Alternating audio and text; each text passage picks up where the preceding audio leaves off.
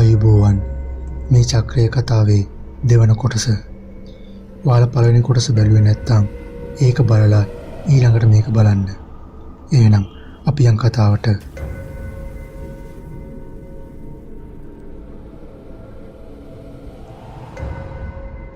එයාට සීයනවා. දිව්‍යයන්ට ස්තුති වේවා. දුලිකා මගේ හිස අත ගාමින් පවසන ආකාරය මට ඇසුණි. මම කොයිතරම් බය වුණාද? මේක ඔයාගේ වාසනාව කියලා හිතාගන්න දුලිකා. රයිනි මැරෙන්න උනත් ඉඩ තිබුණා. එහෙම වුණා නම් ඔයාට වගකීම ගන්න වෙනවා. මේ වගේ අවදානම් බෙහෙත් දෙන්න එපා. ඊට පස්සේ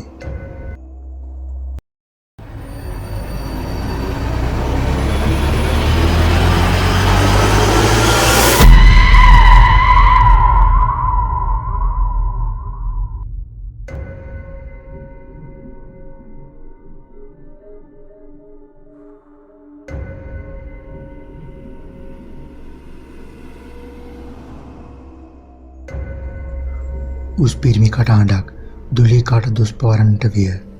මම උත්සාහ කළේ එයාට උදව් කරන්න සර්. අම්මා තාත්තා දෙන්නම නැති අනාථ කෙල්ලෙක්. ඉගෙන ගන්න පුළුවන් ළමයෙක්. එයාට පහුගිය දේවල් මතක් වුණොත් අපිට පුළුවන් එයාගේ මනස හදන්න, සනීප කරන්න. රයිනි හොඳ ළමයෙක්. එයා පව්. දුලිකා පැවසුවාය.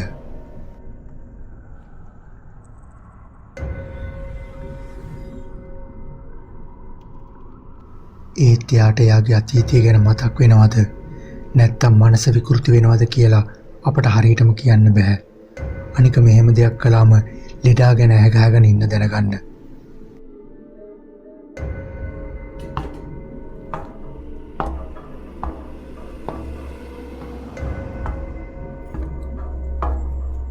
ඕකේ අඩිහඬ මගේ දිසවන් වලින් වැකී ගොස් මද වේලාවකට පසු මම අවදි වූවෙමි. සේලයින් බෝතලෙන් බිඳුව බැගින් පාතට වැටෙන ආකාරය දෙස බලා සිටි මගේ මුහුණට දුලිකා එබුණේ සමාව අයදින ස්වරූපයෙනි. රයිනි මට සමා වෙන්න. මම නිසා ඔයා මැරෙන්න ගියා. මට ඕනේ ඔයා කියන දේවල් වල ඇත්ත නැත්ත හොයාගන්න.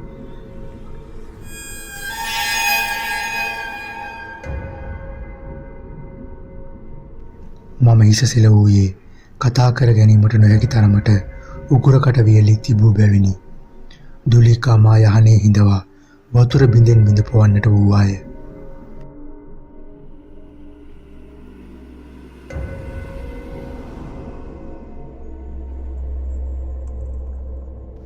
මගේ උදරය සහ ලැමද දරුණු සීරීම් සහ සපා කෑම්වල තුවාල වලින් ගානව තිබුණි. ඉතින් ඔයාට අතීතය ගැන මතක් වුණාද? ඇය ඇසුවේ පැය කිහිපයක් මා සමග ගත කිරීමෙන් අනතුරුවය. මම මලමිනියක් මෙන් අප්‍රාණිකව යහනේ වැතිර සිටියෙමි. එසේනම් ඒ අතීතයේ ස්මරණයක්ද ඒ සෙවීමට නොහැක. ඒ ඖෂධයක බලපෑම නිසා මා සිතේ මතු මනෝ විකාර විය යුතුය.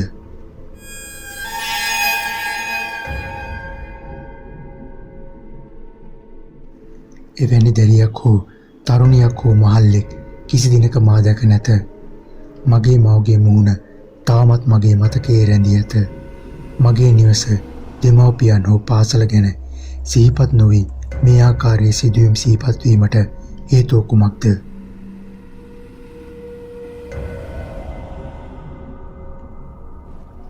ඒ කාමරයේදී මම වතුරේ ගිලුණා.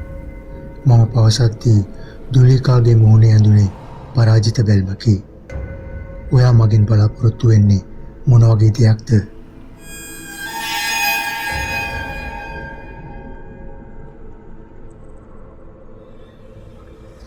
මමත් කැමති මගේ අම්මව දකින්න. ඒත් මට පේන්නෙම ඔයාගේ මූණ බැරි වෙන විදිහේ විකාර. ඒ විකාර රූපී බිහිසුණු කතාව ඇසූ මගේ මනෝචිකිත්සකවරිය මා වටහා ගත්තාය. මගේ මතකය සම්පූර්ණයෙන්ම යථා තත්ත්වයට පත්වන තුරු මෙම ස්ථානයෙන් යාමට නොහැකි බව දුලිකා පැහැදිලි කළාය.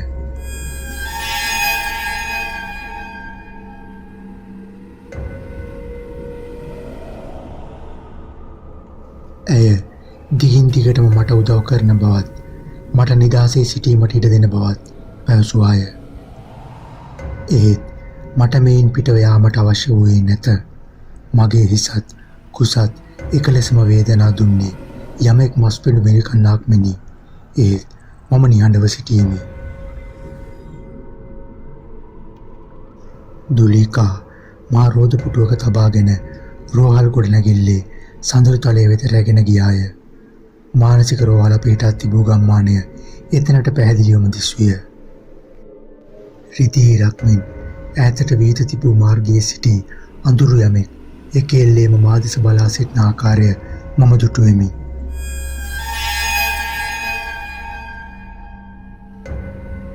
ඔහු මට අත වැනුවේය.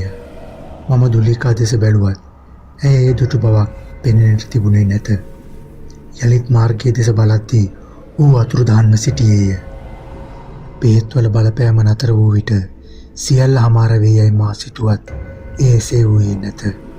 මම දිනපතා රෝහල් පරිශ්‍රය තුලදී ඇය දුටුවෙමි.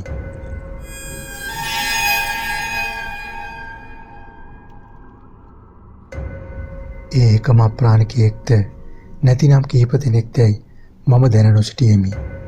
විටක සිනිති දැරියක් මා අභිමුව සිටි අතර විටක මා දෙස වෛරයෙන් බලා සිටියේ මගේ පිටපතකි.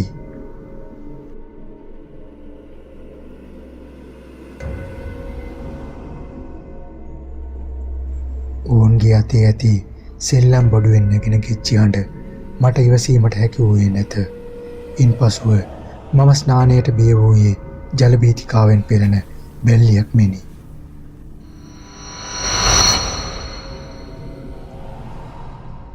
නිරන්තරයෙන්ම ඔවුන් මා දියේ ගිල්වා මරා දමන්නට උත්සාහ කිරීම ඊට හේතු විය. මගේ ආහාර වේල් ඉතා ඉක්මනින් පිරිනුවන්නට පටන් ගත්තේය.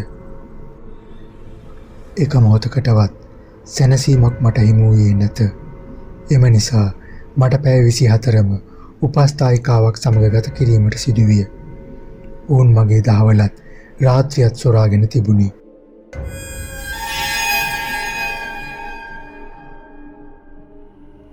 දුලිකාගේ දේශනය අතුරතුරම එතනින් නැගිට කීලිකරු බිමට ගැසමින් නිවතට ඇවිද ගියේ කෝපේනි. රෝහලේ කොරිඩෝවේ නැමිවලදී බිත්තියේ පැතිකඩපත් සවිකර තිබුණේ අනෙක් පසින් පැමිණෙන්නන් පෙනෙන පරිදිය. මම ඒ දෙස බලා සිටියදී අනෙක් පසින් සිටිගෙන සිටින උසැති කළු ඡායාවක් මට දිස්විය.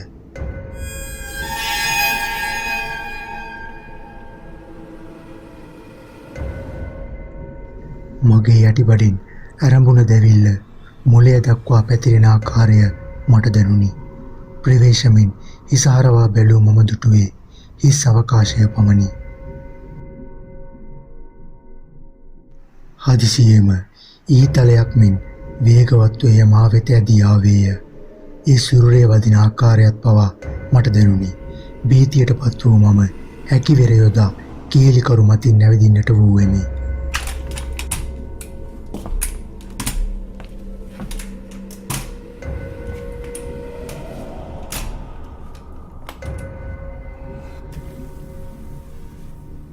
මගේ ඇඳුම් ඉරා දමා තිබුණි.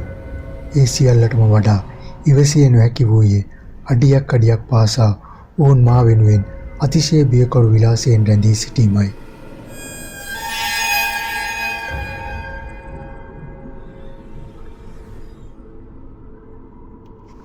ඒ අතර වෛද්‍යවරු කිහිප දෙනෙක් නිතිපතා මා පරීක්ෂණවලට බඳුන් කළ අතර වෛද්‍ය ශිෂ්‍ය කණ්ඩායමකට දුර්ලභ මානසික රෝගයකින් පෙළෙන්නකු බව කියමින් මා හඳුන්වා දුන් දිනේදී මගේ සීමාව ඉක්මවා ගියේය.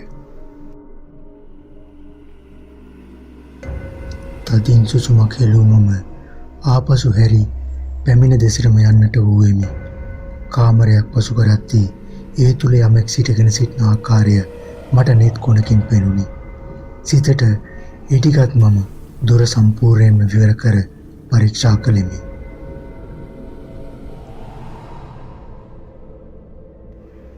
යා යුතු දිශාවක් සොයාගත නොහැකිව මම යලිත් කැඩපත දෙස බැලුවෙමි. මට පිටුපසින් එය සිටින ආකාරයටම මට දිස්විය. අම්මාව මරා දැමූ අනතුරු සිදුවෙද්දීත් මා දුටුවේ මොහු බව මට සිහිපත් විය.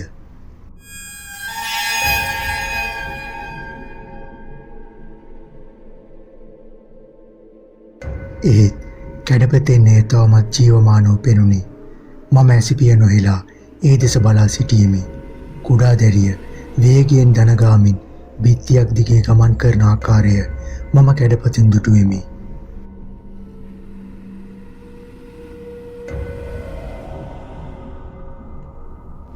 උපස්ථායකයෙකු රැඳී සිටින කාමරයක් දුටු මම එයට වැදී දොර තද කළ වසා දැමුවෙමි. හදිසියේම ඒ විදුලි බුබුළු නිවී ගියේය. මම හැරී බැලුවේ අපහසුවෙන් කෙළගිලෙමිනි.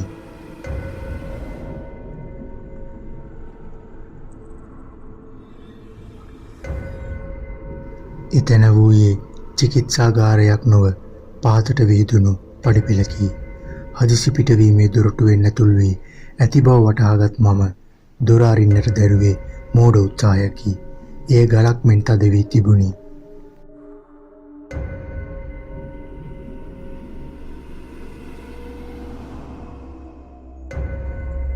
ෂිට්! මම දොරට ගසමින් කෑ ගැසුවෙමි. ඊළඟ මොහොතේ කුමක් සිදුවේදැයි මම නොදැන සිටියෙමි.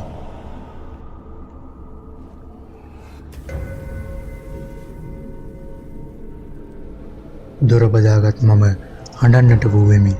කිසිවෙකු පඩිපෙළ බසින බොල් හඬට කන් දුන් මම ඒ දෙස බලා සිටියෙමි.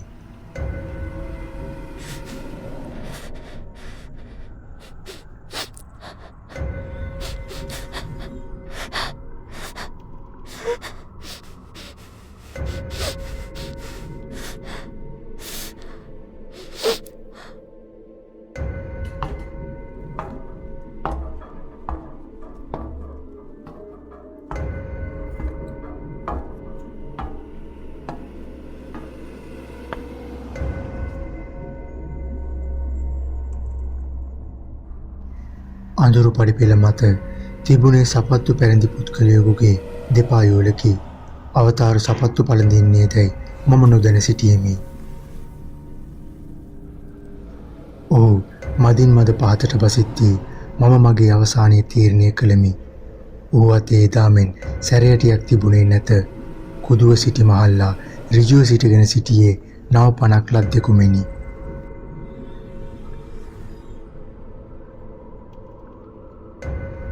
මම ඒ ගැන නොසිතුවෙමි. ඔවුන්ගේ කතාවේ මගේ කොටස මෙතනින් අවසන් වනු ඇත. පසුපසට ඇවිද ගිය මම කීලිකරු දෙක අතහැර දමා අත්වැටට බර වී පහතට ඇද වැටුණෙමි.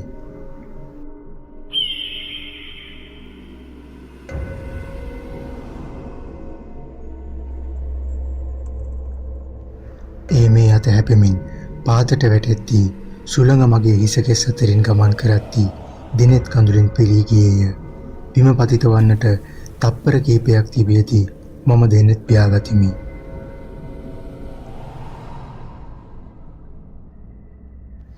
අවාසනාවකට මෙන් මම යළිත් දෙනෙත් විවර කළෙමි. ඒ මොහොතේදී ගල් බොරුළු වලින් පිරුණු උසට තනකොළු වැටුණු බිමක් මතින් යමෙකු මා ඇදගෙන යමින් සිටියේය.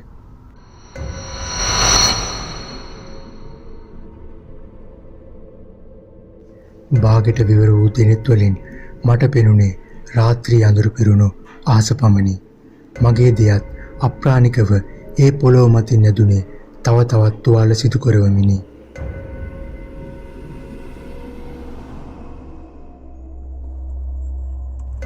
මගේ වේදනාවෙන් පිරුණු සර්වාංගයම ලේයින් පෙඟි ඇලෙන සුළුව තිබුණි. අස්ථි කීපයක් බිඳී හිස පුපුරා ගොස් ඇති බව මට දැනුනි. අවසනාව යනු කොතරම් බලවත් දෙයක් දැයි මම අසීයෙන් සිටුවෙමි. මට මිය යාමට අවශ්‍ය වුවත් බරපතල තුවාල සහිතව ජීවත් කරන්නේ දෛවයේ කුමනාකාර සරදමක්ද? මගේ සත්කාරකයා හෝ මාරයා හෝ මහල්ලා මා වැතිර සිටි බෑගය විටින් විට බිම තබා හතියරියේය. ඉසහරවා බැලූ මට දක්නට ලැබුණේ නටබුන් වූ නමුත් විශාල ළිඳකි.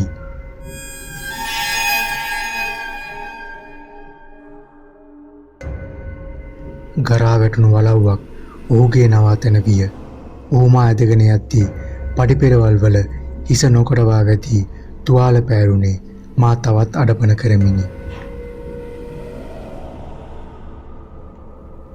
අන්ධකාරය රජ කරන නිවසේ රාජපුරුෂයන් වූයේ වවුලන්ය. දුගඳ උසලා ගත නොහැක දෙවන මහලට යද්දී ඌමා ඔසවා ගත්තේ පාසුවෙනි. රැලි වැටුණු ජරා ජීර්ණ මුහුණ මගේ වේදනා බර දිනතට හොඳින් දිස්විය. ඔහුට තිබුණේ ගිලී ගියත් අහිංසක දුමුරු දිනතකි. මහල්ලෙක්ට ඊතරම් ශක්තියක් පැවතීම විය නොහැක්කක් බව මට හැඟුණි.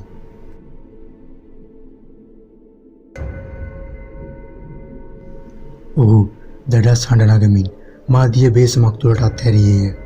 කොන්දත් කැඩුණු බිඳුණු අතපයත් ඒට ප්‍රතිචාර දැක්වුයේ ඉමහත් වේදනාකාරී ලෙසිනි.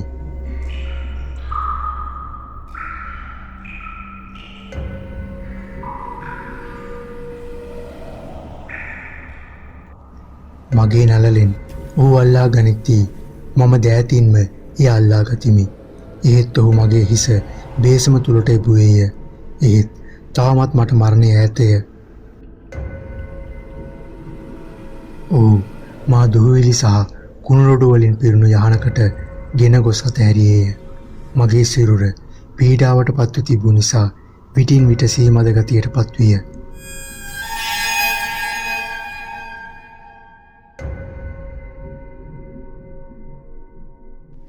එක්වරකදී මම දිනෙත් විවර කරත්දී තුටුවේ කාමරයේ කොනක ගුලි වී මා දෙස බලා සිටිනා මහල්ලයි.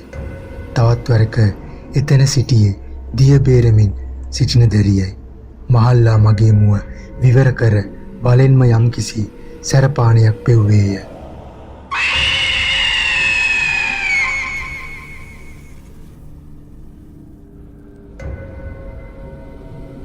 අවසානයේ ඕන් කිසිවෙකුත් මා නොදුටුවෙමි. කාමරයේ ඉටිපන්දම් එළියෙන් දීප්තිපත්ව තිබුණි. මම ඉහළ බලත්ම කැඩුණු සිවිලිම මත දෑතින් සහ දෙපයින් läග සිටි මගේම ප්‍රතිරූපකාය මගේ සිරුර මතට ඇද වැටි මා ග්‍රහණයට තතු කරගත් සයක් මට හැඟුණි. යන්තම් හිස එසවීමට මට හැකි විය. යහනෙන් බිමට පෙරළුණු මා වේදනාකාරීව දනගාමින් බලෙන් මෙන් ඇඳින් ගියේ මේසයක් අසලටයි.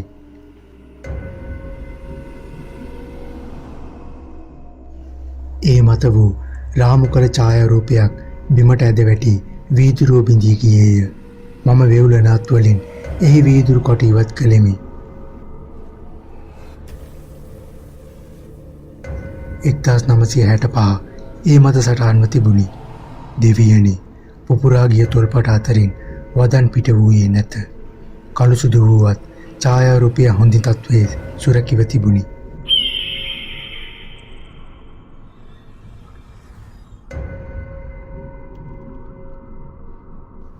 ඒ ඡායාරූපයේ සිටියේ තරුණ මවකි. ඇය දෝතින්ම වඩාගෙන සිටියේ මා වටා ගැවසෙන අවතාර දැරියයි. ඇය සිය මවට තුරුළුව සිනාමුසුව සිටියාය. තවත් විපරමින් බැලූ විට මට දැනුනේ මගේ හදවත පැලී යන බවකි. කොණ්ඩේ දෙකට බෙදා ගොතාගෙන මදහසක් නැගුණු මුහුණෙන් යුතුව සිටියේ මමයි.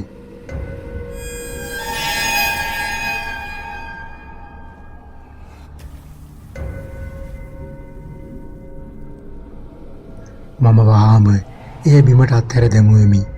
මේ කිසිසේත්ම විය නොහැක්කකි. මට ළමයෙක් උපන්නේ නැත. අනික මේ 1965 දීගත් ඡායාරූපයකි. මට දැන් වයස අවුරුදු 16ක් වූ අතර එසේනම් මා උපන්නේ 2004 දීය. සැරයටියක් බිම ගැටෙන හඬින් මම හැරී බැලුවෙමි. මහල්ලා ඇඟිල්ලක් දිගු කර යමක් පෙන්නුවේය. ඒ දූවිල්ලක් වන තරමට දිරාපත් වූ කඩදාසි ලියවිල්ලක් විය. බොඳ වී ගිය තින්තෙන්නේ ලියා තිබුණි. නාමල් බේබි මම ඔබ සමග සැතපුම් වරදට සමා වෙන්න. ඔබේ මවගෙන් මට කිසිදිනකවත් සමාවක් ලැබෙන්නේ නැත. එකියඩන් තෙට්ටම් තවදුරටත් සිසිලිය නැක ඔබේ මානසික සෙනෙහස අනුකම්පාව මට තවදුරටත් ලැබෙන්නේ නැත. ඔබ මාන්නේ නිදුන ඉසක් සහිත එක කාරණක පුද්ගලයෙකු පමණි. මේ විශාල වරවේ වාසය කිරීම දැන් අපායක් වෙනිය. ඔබ වඩාත් සුදුසු වලව්වේ පිළිපත ඥානයක් විවාහ කරගන්න. මම ඔබෙන් සමුගනිමි. සුපත්‍රාට මේ වියරු කර්ම චක්‍රයේ කුටස් කරවකු වීමට ඉඩ නොතබමි. දෙඩි කරගත් සිතින් යුතුව මම එයත් රැගෙන යමි. සිත කරන්නට යන වරදට මට සමාවන්න. මම රන්විත නම්.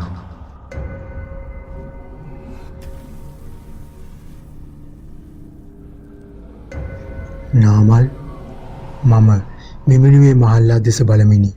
මේ සියල්ල එකවර වටහා ගැනීමට උත්සාහ කිරීම නිසා මගේ හිස මිරිකන්නක් මෙන් වේදනා දෙමින් තිබුණි. මොහු සිතන්නේ මා ඔහුගේ රන්නෙතනා බවද. හදිසියේම මම මගේ ගතෙහි වූ සවිය නික්ම යද්දී මම පොළොව මතට ඇද වැටුණෙමි.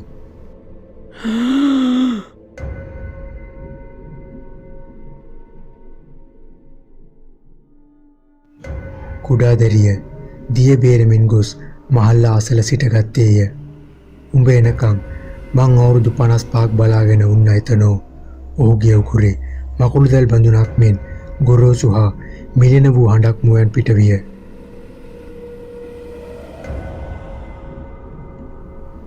මම වේගයෙන් හුස්ම ගනිමින් බඩගාගෙන ඉවතට යන්නට උත්සාහ කළෙමි.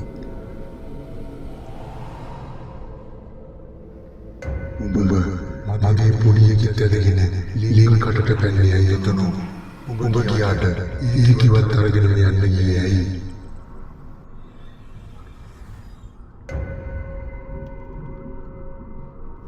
මට යන්න දීපන්. දැරියගේ රුව මගේ කකුලෙන් යලිත් පසුපසට අදිද්දී මම කෑ ගැසුවෙමි. උඹ ගියාට ඒකි මාව දාලා ගියේ නෑ. මේ ආපා ඒකි මගේ රිමාන්සේ උරා පිපි මට මැරෙන්න නොදී මාව ජීවත් කිරෙව්වා. උඹලගේ මිනි ලින්දෙන් මතුවෙද්දී මමත් ඒකට පැනලා මැරලා යන්න කියලා මේකි මට මැරෙන්න දුන්නේ නෑ.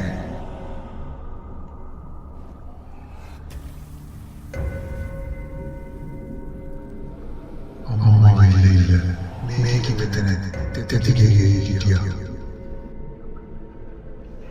දැරිය මගේ පපුව මතින් හිඳගත්තේ මට සෙලවීමටවත් නොහැකි වන ලෙසටය. ඇගේ මුවෙන් වැగిරෙන කුණු රුධිරය මගේ මූණට වැටුණේ.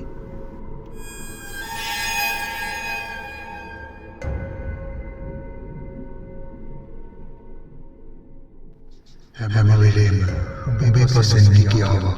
උඹේ අලුතම වෙලා හිටියේ උඹේ කලින් නැන්දම. උඹේ එක දන්නවද එතනෝ?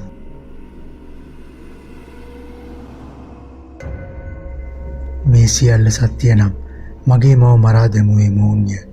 දුලිකාගේ ඖෂධය මට හොඳ ප්‍රතිඵල ගෙන ආවේය. මම මගේ අතීතය දුටුවෙමි.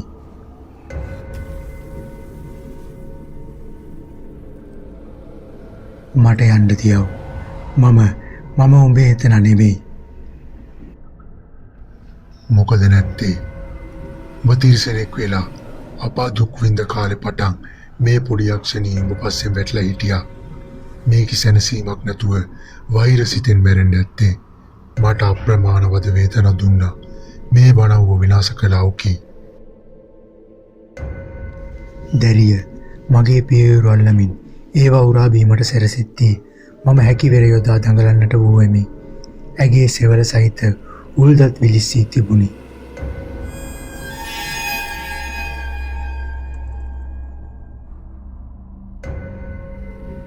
දැන් ඔබ ඉන්නවා. මම ඉන්නවා.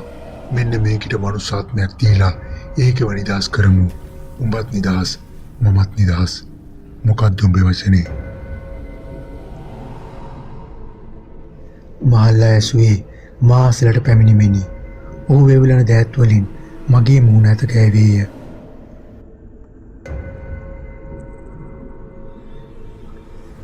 කියපන්. ඕ කෑ ගසද්දී ආතාරය මගේ කියලා හිස කෙස් වලින් අල්ලාගත්තාය. කියපං එතනෝ කියපං. මහල්ලා මගේ වැරහැලි ඇඳුම් ඉවත් කරද්දී මම යටිගිරියෙන් කෑගසුවෙමි. කර්ම චක්‍රය උන්න බලං චක්‍රයේ වරුණ හැටි පෞකාරී. අනේ මට යන්න දෙන්න. මම හඬා වැටුනෙමි. මම පොඩි ළමයෙක්. අනේ අංකල් මම ලෙඩෙක්. මම පිස්සෙක්.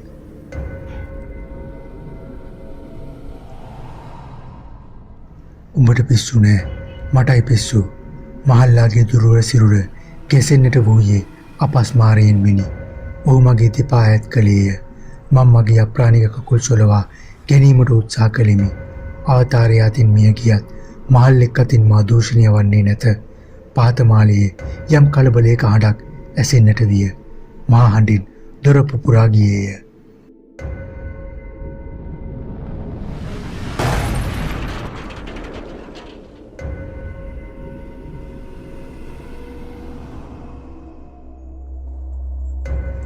ආකට ඵලයන් සිතට එදිගත් මම මහල්ලාගේ නිර්වද්‍ය පාත්‍රයට පාපාරක් එල්ල කළෙමි.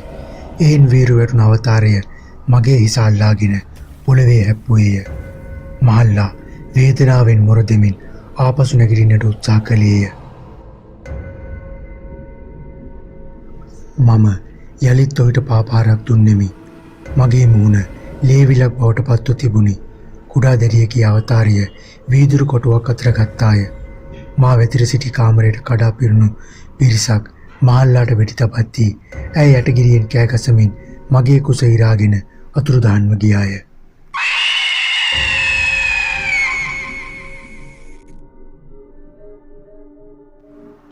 කතාව අවසන් බවත් මම මගේ අතීත ආත්මයක බලපෑමෙන් මිදුණ බවත් ඔබ සිතනවා විය හැක. එහෙත් කර්ම චක්‍රයෙන් මට ගැලවීමක් නොමැත.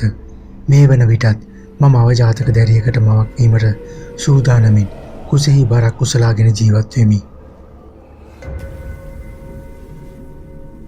සංසාරයේ වැරදුණු මගේ මා බිලිගත් ජලකඳ දෙස මම බලා සිටියේ කුසු පිරිමදමිනි. මේ වැඩෙන ප්‍රාණියා ගැන මගේ සිත තුළ ඇත්තේ වෛරයක් පමණි.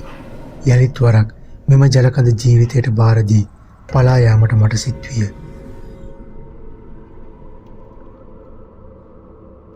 ඒ සමගම මට මෙහෙණියක් මට දෙසූ දම්පදයක් සිහිවිය. වේදනාව, කෝපය, දුක කියන ඒවා එකට මිශ්‍ර වෙලා චක්‍රයක් වගේ මිනිස්යා වටා කැරකෙනා නේද? මේකට අවසානයක් තියෙන්න ඕනේ. එහෙම නැත්තම් මේ වගේ අවසනාවන්ත සරදම් වලින් අපේ ජීවිතය පාලනය වන්න පටන් ගන්නවා. මිනිසා පසුපස එන මහා විශ්ම චක්‍රය ඕන ඕකයි. මරණයෙන් චක්‍රය කෙරවල වෙන්නේ නැහැ. චක්‍රයට අවසානයක් නැහැ. ආරම්භයක් නැහැ. ඒත් චක්‍රය කැරකෙවීම නවත්වන්න පුළුවන්.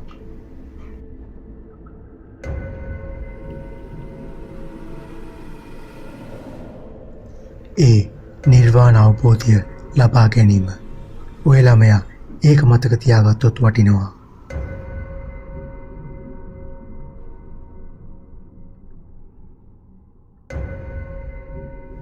ඉතින් ඕගොල්ලන්ගේ අදහස් කමෙන්ට් සෙක්ෂන් එකෙන් අපිට කියන්න. මේ වගේ තවත් වීඩියෝ බලන්න ඕන නම් මනුසතා YouTube channel එක subscribe කරන්න. ඕගොල්ලන්ට ජය වේවා.